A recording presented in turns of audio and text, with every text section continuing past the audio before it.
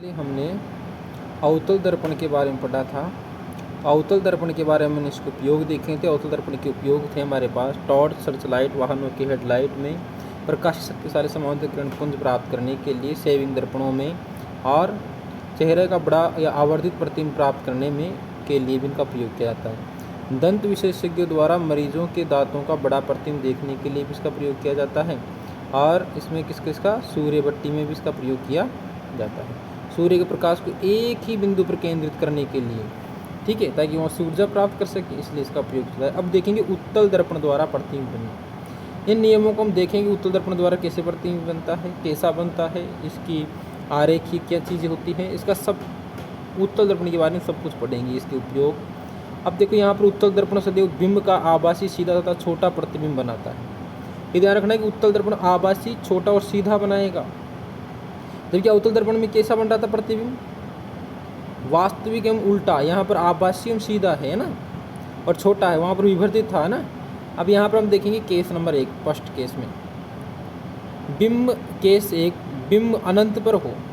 जब बिंब अनंत पर हो तब क्या होगा, देखो यहाँ पर बिंब यहाँ पर अनंत पर दे रखा है वस्तु को, तो उसका प्रतिबिंब P और F के बीच में बनेगा। तो फोकस F पर दर्पण के पीछे बनेगा और इस प्रकार से बनेगा, क्योंकि समांतर अक्ष क्या वाली किरण परावर्तित होगी, परावर्तन के पास मुख्य फोकस है उससे गुजरती प्रतीत होगी, और ध्रुव P पर आने वाली किरण या C से आने वाली किरण C से ही गुजरेगी।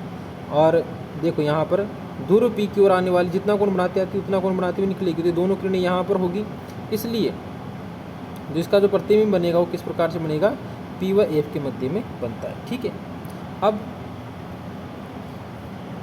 केस नंबर 2 में, यानी स्थिति 2 है, स्थिति 2 में क्या होगा कि बिंब अनंत तथा ध्रुव P के बीच में हो, तब प्रतिबिंब P तथा F के बीच में पर्दे के पीछे बनेगा, P तथा F के बीच में।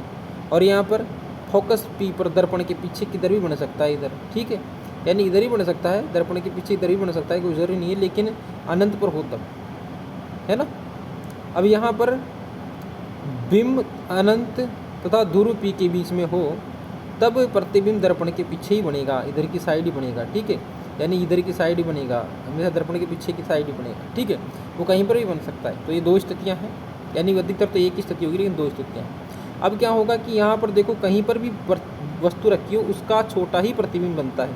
अब चाहे कितनी भी बड़ी वस्तु हो, जैसे कि बड़ी बड़ी वस्तुओं का भी छोटा प्रतिबिंब यहाँ पर देख सकते हैं। तो इसका उपयोग हम कहाँ पर करते हैं, तो उत्तल दर्पण के उपयोग हम करते हैं वाहनों के पश्च दृश्य, है ना, रियर व्यू दर्पणों के रूप में, पीछे का दृश्य देखने के लिए, क्योंकि पीछे का दृश्य बहुत बड़ा होता है, उसको छोटे रूप में, क्योंकि इसका प्रतिबिंब छोटा बनता है, छोटे रूप में देखने के लिए इसका प्रयोग करते हैं। इन्हें प्राथमिकता क्यों देते हैं, तो यहाँ पर हमने कारण देखा है, ये सदैव सीधा प्रतिबिंब बनाते हैं, उल्टा नहीं बनाते। दूसरी बात, इनका दृष्टि क्षेत्र बहुत बड़ा होता है, बहुत बड़े को भी छोटा करके बता देते हैं, क्योंकि ये बाहर की ओर वक्रित होते हैं। इससे ड्राइवर अपने पीछे के बहुत बड़े क्षेत्र को देख पाता है। अब यह 2 या 3 मार्क्स का एक बहुत ही कॉमन बोर्ड एग्जाम क्वेश्चन है, यहाँ से 2-3 मार्क्स का क्वेश्चन आता है। पहला क्वेश्चन आता है कि उत्तल दर्पण के उपयोग बताइए। दूसरा क्वेश्चन आता है कि पश्च दृश्य दर्पण के रूप में उत्तल दर्पण का ही उपयोग क्यों किया जाता है, क्योंकि इसका दृष्टि क्षेत्र बहुत अधिक है और ये सीधा प्रतिबिंब बनाता है। ये 2 कारण लिखने हैं। अब यहाँ पर चिन्ह परिपाटी, तो इसमें चिन्ह पाटी साइन कॉन्वेंशन देखेंगे, यानी जो चिन्ह परिपाटी होती है, नई कार थी चिन्ह परिपाटी के अनुसार, इसके चिन्ह परिपाटी हम देखेंगे। तो चिन्ह परिपाटी में बिंब हमेशा बाईं ओर रखा जाता है। देखो चिन्ह परिपाटी में ये दर्पण है और दर्पण में, हाँ, तो बिंब हमेशा बाईं ओर जाता है, ठीक है। देखो इसी पे बिंब तो किधर रखा जाएगा, बाईं ओर। अब बाईं ओर किधर है, तो देखो मैं यहाँ पर अंडरलाइन करके बता रहा हूँ, बाईं ओर इधर की साइड, और प्रतिबिंब किधर बनेगा, दाईं ओर बनेगा। ये उत्तल दर्पण की विशेष खासियत होती है। सभी दूरियाँ ध्रुव से ही मापी जाएगी, ध्रुव है पोल, यहाँ से भी दूरियाँ मापी जाएगी, इधर की तो धनात्मक मापी जाएगी, इधर की ऋणात्मक मापी जाएगी, ठीक है। ऊंचाई धनात्मक होगी और नीचे ऋणात्मक होगी, है ना। तो यहाँ पर ये चीज़ें ध्यान रखनी है। तो सभी दूरियाँ ध्रुव P से मापी जाती है। मूल बिंदु P के दाएं और दूरियाँ धनात्मक प्लस होती है, और मूल बिंदु P के बाएं ओर की दूरियाँ ऋणात्मक होती है। मुख्य अक्ष के ऊपर की ऊंचाई को प्लस और नीचे की को माइनस में नापा जाता है, ठीक है। तो तीर के निशान से आराम से समझ सकते हो कौन सा तीर का निशान किधर जा रहा है। तो इधर दाईं ओर प्लस और बाईं ओर माइनस, ऊपर प्लस और नीचे माइनस, ये दूरियों के चिन्ह लगा देते हैं हम, है ना। अब आराम देखते हैं आपतित प्रकाश की किरण किधर से आती है, है ना। इसका परावर्तन भी देख सकते हैं। बहुत ज़रूरी न्यूमेरिकल इसी पर बेस्ड होते हैं, इन चिन्हों पर ही आधारित होते हैं न्यूमेरिकल। अगर इन चिन्हों का हम प्रयोग नहीं करेंगे तो न्यूमेरिकल हल नहीं कर सकते। इसके बाद में आता है हमारे पास दर्पण सूत्र तथा आवर्धन क्या चीज़ होती है। देखिए, दर्पण सूत्र का मतलब होता है बिंब दूरी u, प्रतिबिंब दूरी v और फोकस दूरी f के बीच में एक संबंध को दर्शाता है, उसी को हम दर्पण सूत्र कहते हैं। तो दर्पण सूत्र किसे कहते हैं भाई? बिंब दूरी u, प्रतिबिंब दूरी v और फोकस दूरी f के बीच में एक संबंध होता है, जिसको हम दर्पण सूत्र कहते हैं। संबंध क्या होता है? 1/v + 1/u का योग है, यानी 1/v और 1/u का योग, तो 1/v + 1/u बराबर 1/f होता है। ठीक है।